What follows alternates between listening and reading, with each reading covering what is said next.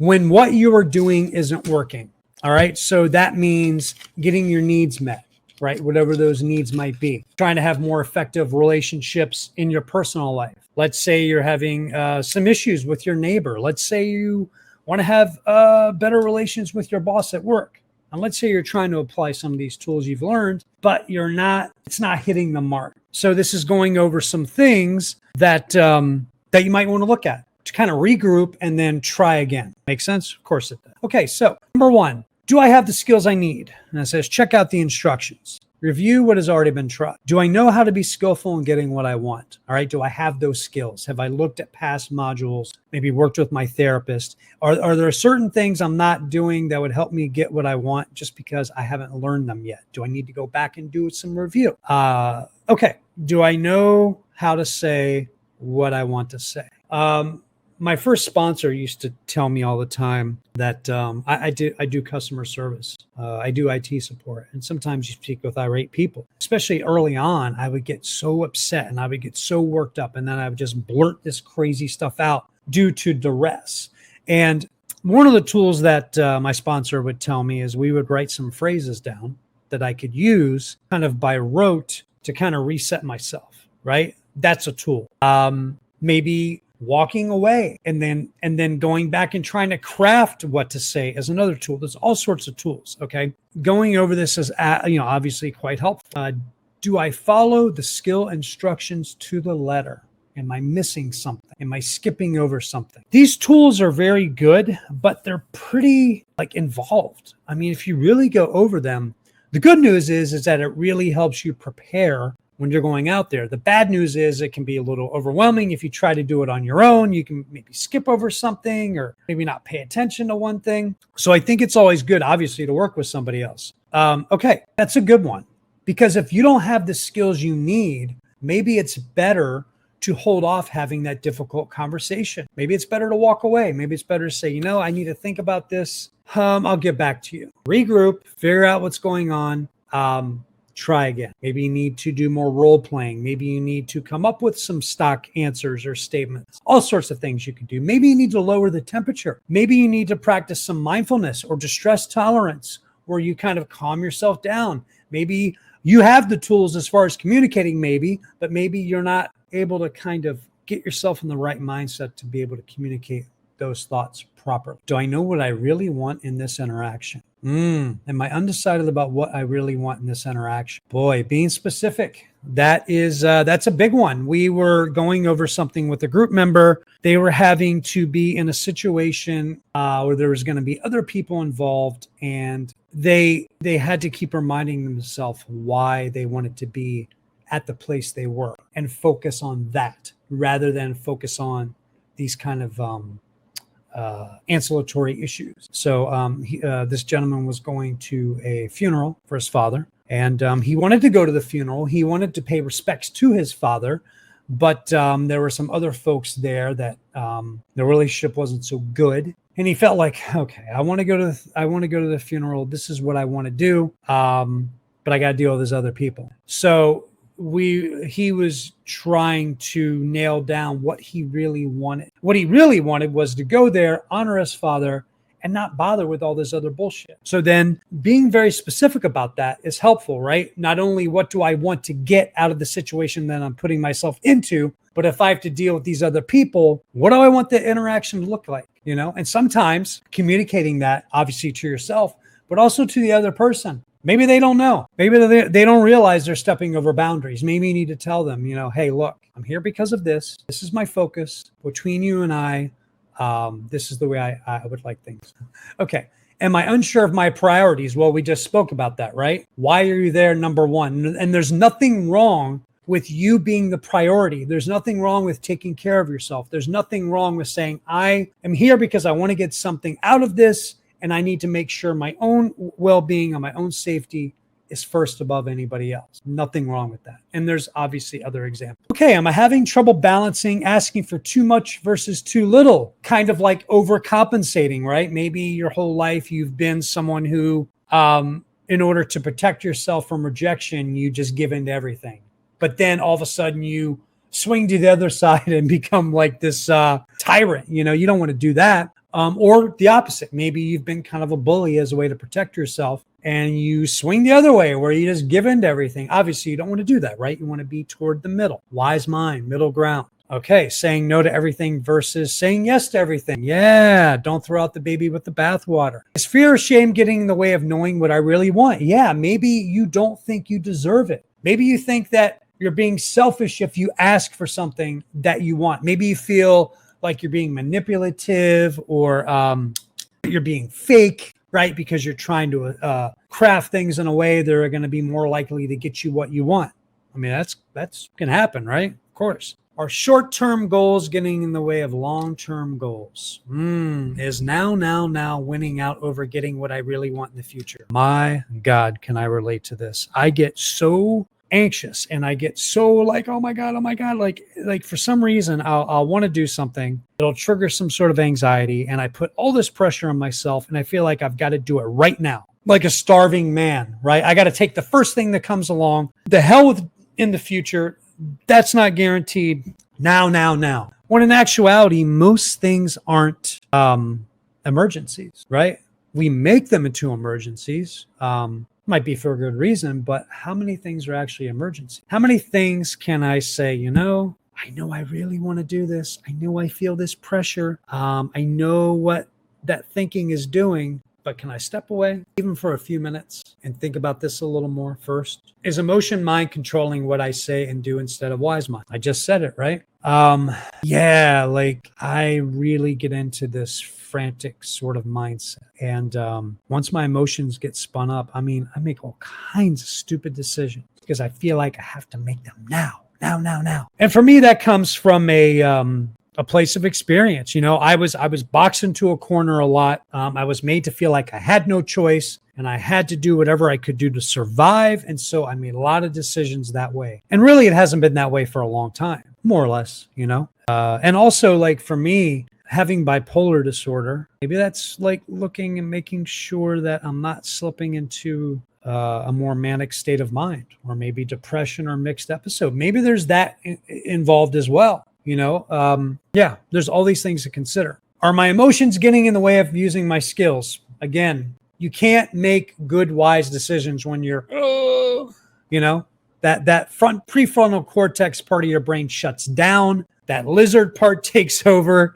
Caveman, cave woman, cave whoever. And we get in that survival mode, right? We become very myopic. I like that word, myopic. Are my emotions so high that I'm over my skills breakdown point? I love that, skills breakdown point. So I'm pretty sure I know what that means, but let's get the definition of that. Skills, here we go. Okay, so skills breakdown point refers to your SUDS number. What is SUDS number? Where your distress level reaches the point where you can no longer access skills or wise mind. Wow. When pace breathing to bring down your SUDS level, take as much or as little time as needed to get back into wise mind. So it's about the engine's in the red. We got to use some of these skills, distress tolerance, emotional regulation, to get the engine back in neutral, right? To slow down, get back to where you're kind of at a baseline. Again, you may not be able to do that in the moment when you're interacting with somebody else. You may have to step away. It could be saying, look, I think we need to talk about this later.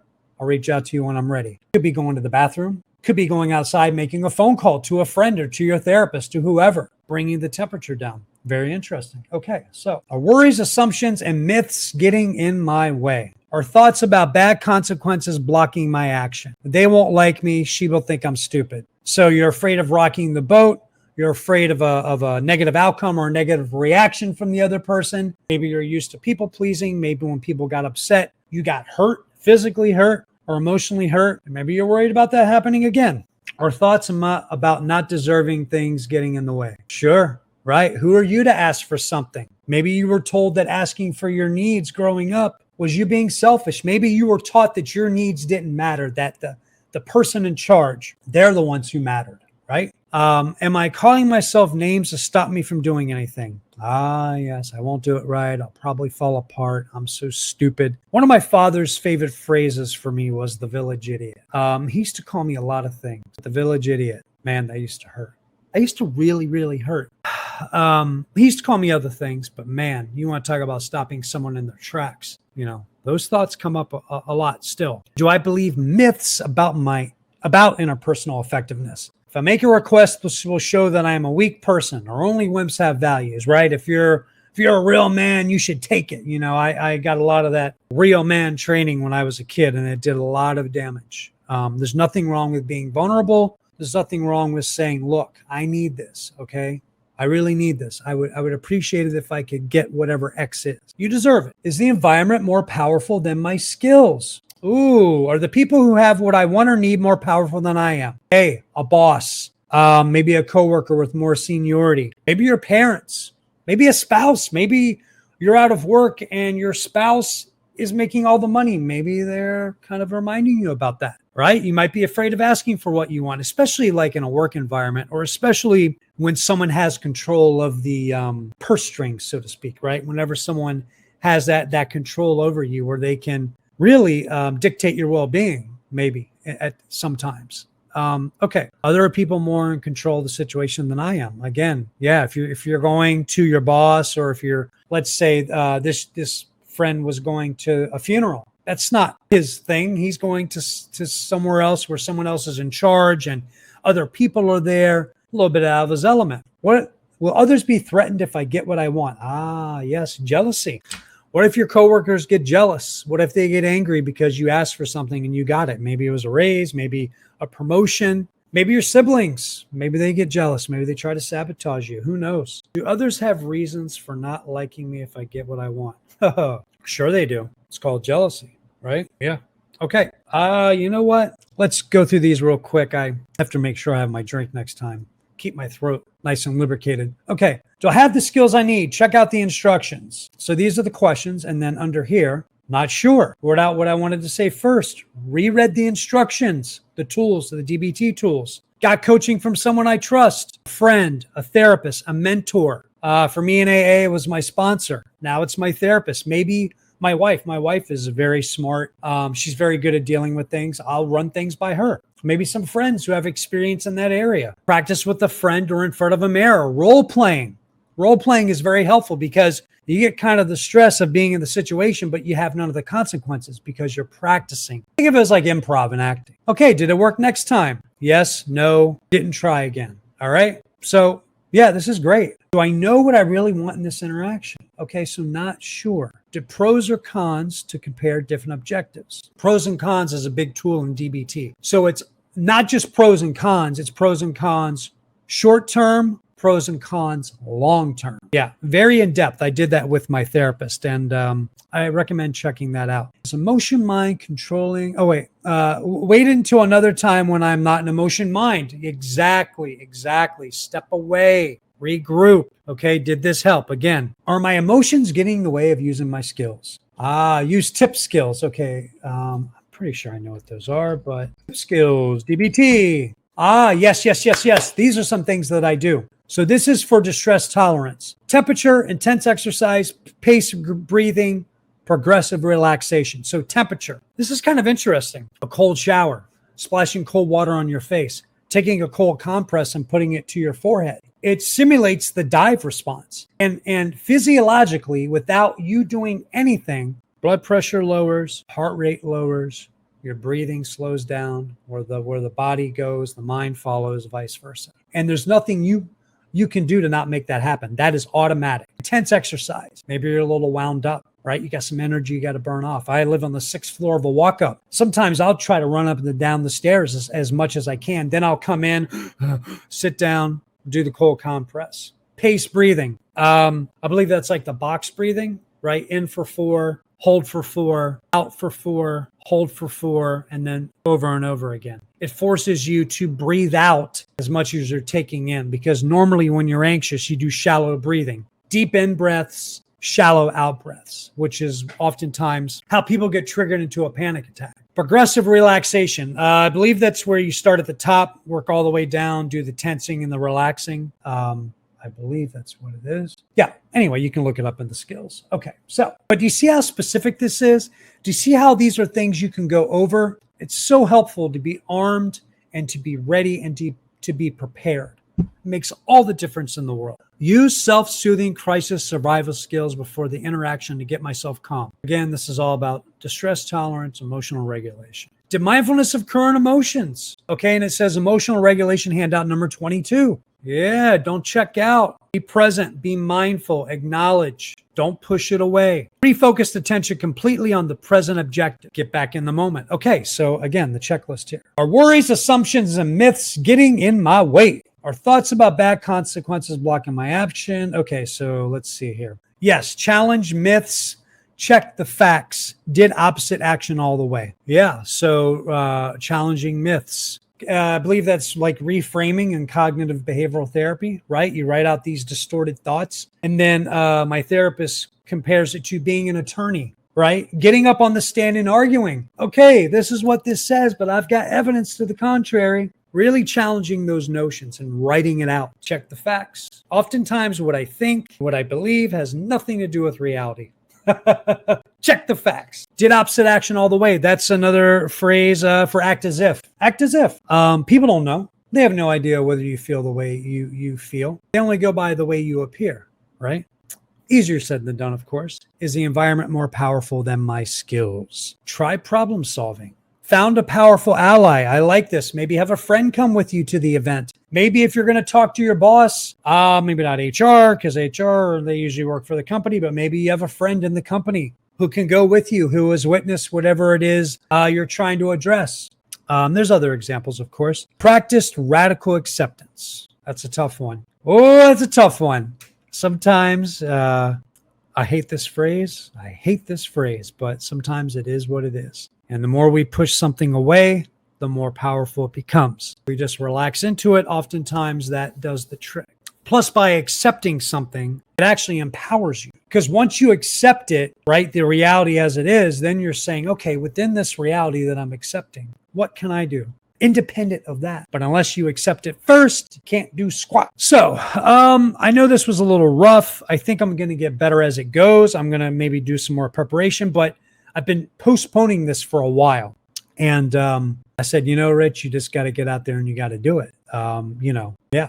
So how long have I been on this live stream now? Oh my goodness, only 33 minutes. I probably just blazed right through this. So I don't know if this is any help. I'm going to do this every week because I want to leave these sheets for you. In fact, I'm going to attach the sheets I went over today, the sheet or sheets, the handout. That way you can download it. You can go over it. Let me share something. So this is the book that has the skills. Yeah, here it is. Now, you may not be able to afford this. I'm sure there's free resources out there, maybe your library. But what I'm going to do, like I said, is I'm going to attach every single sheet that I'm working on to this. So you can download it and print it or save it on your computer, and then you'll have this workbook after 9 months or so. Okay, let me do this. Okay, hold on one second. And window. Okay, so this is the workbook here. And actually, it's not as expensive as I thought it would be. Yes. Now, do these go over all 4 modules? Rich, if you would slow down. See, right now, I'm a little worked up. I need to do some distress tolerance. I'm like really nervous right now. But the only way I'm going to get better, the only way I'm going to move past that fear is to expose myself to that fear, right? To walk through it and then to go back and to regroup and to talk to my therapist about, hey, this is what I'm doing. This is how it went. Is there a way I could do it a little better next time? Maybe. Hey, maybe I could be prepared. Oh, not that I didn't prepare, but, write something out. Take a few breaths, all sorts of things. But hey, I'm doing it. That's the important thing. Clear and effective approach, collaborative effort, fully revised new chapters on distress tolerance, self-compassion. So really what we want to do is, Oh, yeah, this is expensive. This is it right here. Oh, this is expensive. Okay, so yeah, this is it. DBT, skills training manual. This is the big boy right here. Handouts and worksheets. Each module has been expanded with additional skills, but that's okay. I'm going to attach, like I said, I'm going to attach this here. Every week I'm going to do it. All right. So download them, save them, use them for later. And I'm excited about doing this. I don't know how well this one has gone. I think my last one was a lot better, but maybe that's just my own negative thinking getting in the way, but that's okay. I'm here. I did it. And I'm really happy that I did. All right. I love all of you. I'll see you next week. And I hope this helped. Take care.